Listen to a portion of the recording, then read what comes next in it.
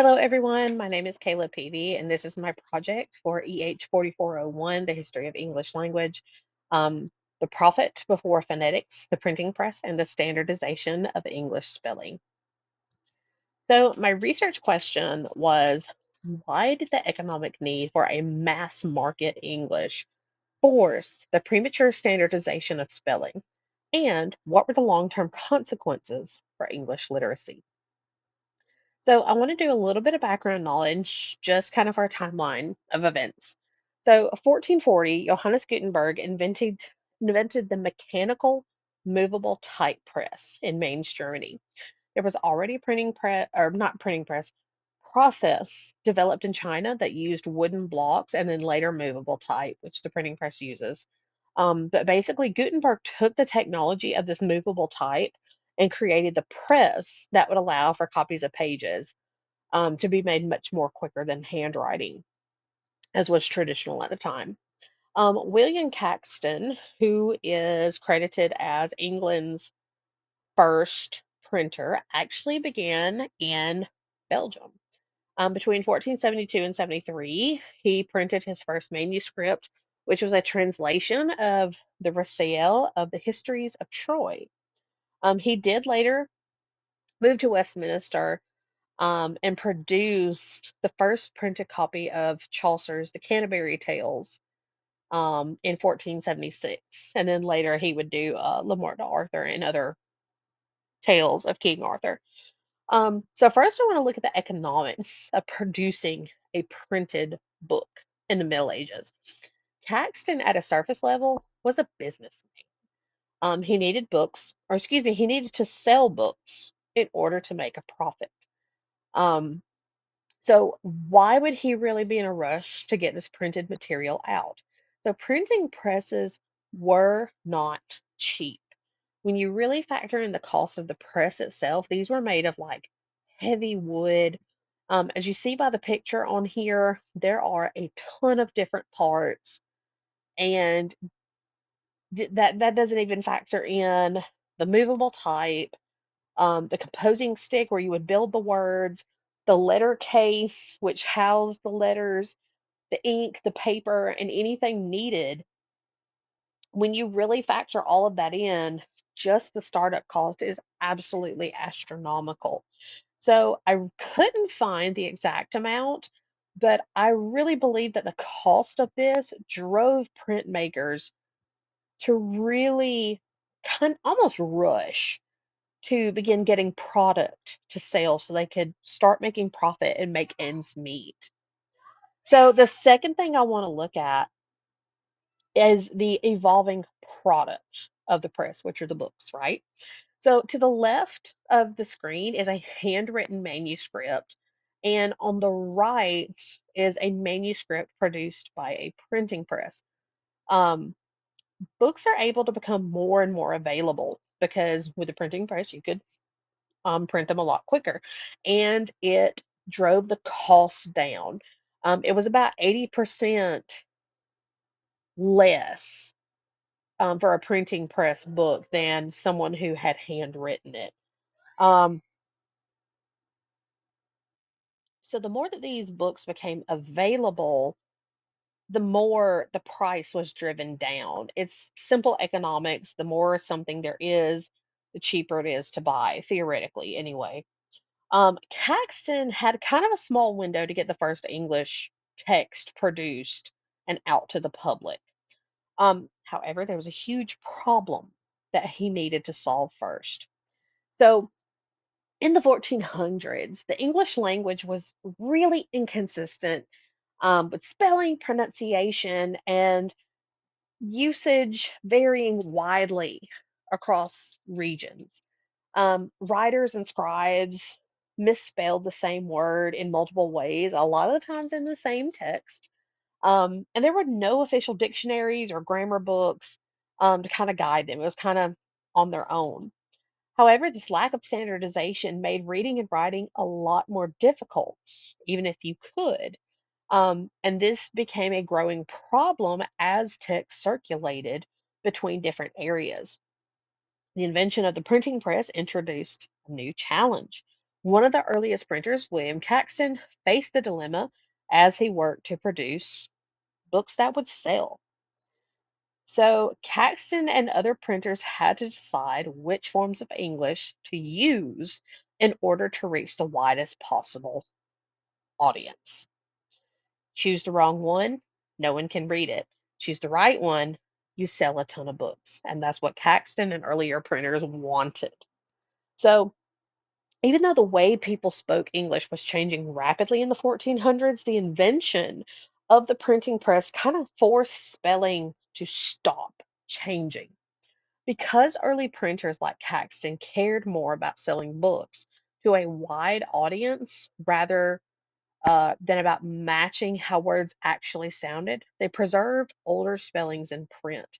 And this created the gap seen today between how English words are spelled and how they're pronounced.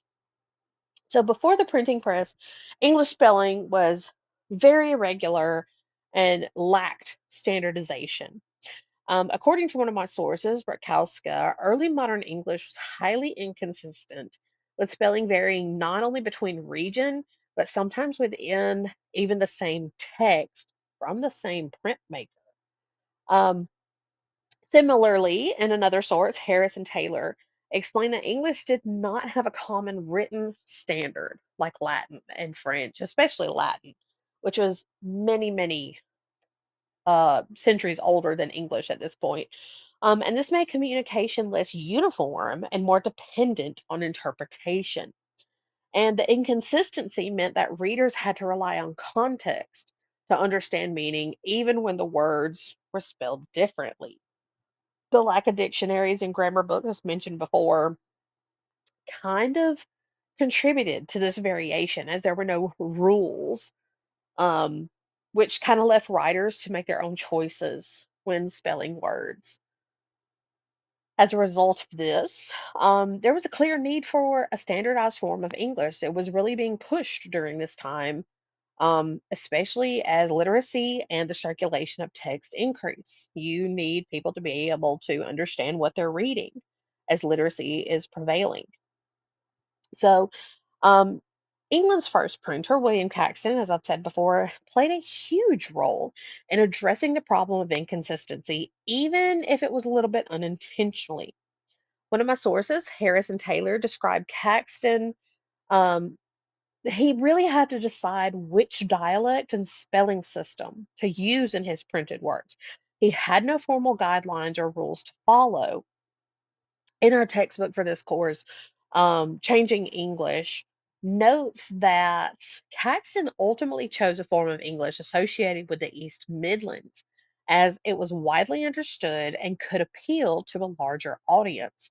So, the more people that can understand it, the more people likely to buy his books. However, this decision was not necessarily motivated by the desire to standardize language. Caxton was not necessarily a linguist. He was a businessman trying to make a profit. Um, so it was really more about practical concerns about readability and sales. As a businessman, he needed his books to be accessible to as many people as possible. The more he sold, the more profit he would make. His choices, therefore, reflect a balance between a linguistic variation and economic, economic necessity. And this kind of set the stage for broader patterns in printed English. Although early printers were not always consistent, their practices gradually contributed to this standardization of English spelling specifically. My source from Howard Hill explains that printers and typesetters often altered spellings while setting type, sometimes even ignoring the author's original choices. Over time, repeated printing of text led to more consistent forms, luckily, as certain spellings became familiar and more widely accepted. They kind of caught on. Another source from Rakowska also notes that printers developed regular spelling tendencies within their own print shops, even if these did not immediately result in full standardization.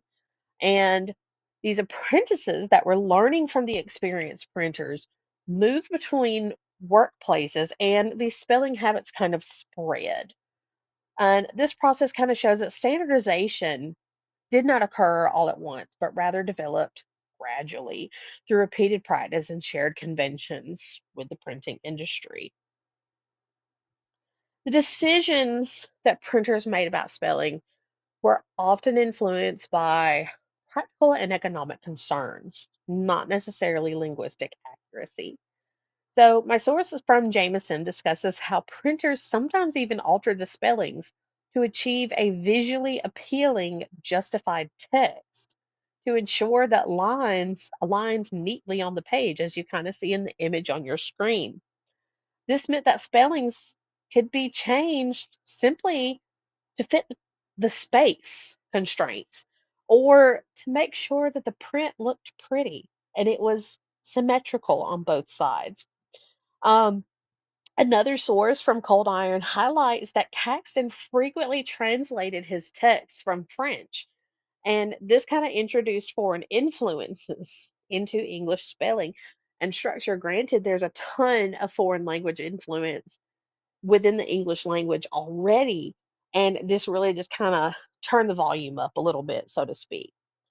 Another one of my sources from Shoot researched and further demonstrated that Caxton's spelling choices varied depending on whether he was working from an existing text, just copying it, or if he was translating himself.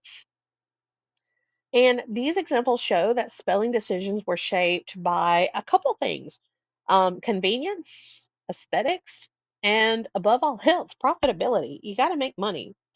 And this kind of reinforced the idea that early printers prioritized practical concerns over linguistic consistency. Some scholars do argue that early printers did not significantly contribute to the standardization. Researchers Cal Martin and Esteban Seguera suggest that printers remained inconsistent well into the 16th century and that readers were capable of understanding text despite spelling variation. According to this perspective, however, standardization was not driven by printing, but by a broader linguistic awareness among readers. While this argument highlights the continued variation in early printed text, it overlooks the kind of long term effects of the repeated exposures of similar spellings.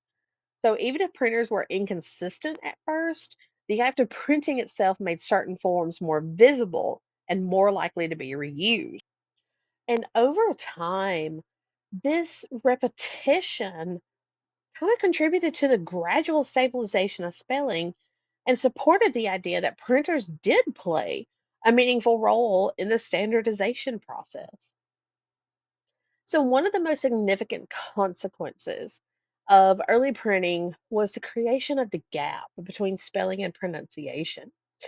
As spoken English continued to evolve, it continues to evolve to this day. Printed forms remained fixed, literally frozen in time and ink, and preserved those older spellings that no longer matched how words were pronounced. This effect was amplified by the widespread distribution of the printed text, which kind of reinforced these older forms that they were correct um, in speaking and writing, which through this course we know that that's not necessarily correct.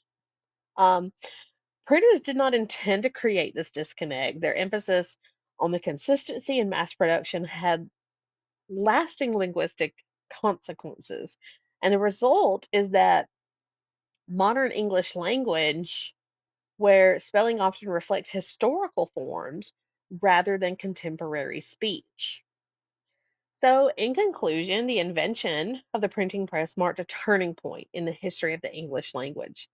While English was once highly variable and inconsistent, the rise of the printing and mass marketing of books introduced new pressures for a stability and uniformity so that people could read. Early printers like William Caxton did not set out to standardize English. Again, they were businessmen, not linguists. But their practical decisions, shaped by readability, efficiency, and profit, had that effect over time. By repeatedly using certain spellings and spreading them through printed text, not spelling them, spreading them through printed text, um, printers help solidify written English while spoken language continued and continues to change. This process ultimately created lasting differences between spelling and pronunciation that are still present today. And this kind of demonstrates the powerful and unintended influence of early printing on the development of the English language. So that is the end of my presentation. Here is my works cited. I will also drop it down into the description below just in case anyone wants to do some reading. And here are my image credits. Thank you for watching to the end, and I greatly appreciate and I hope you enjoyed.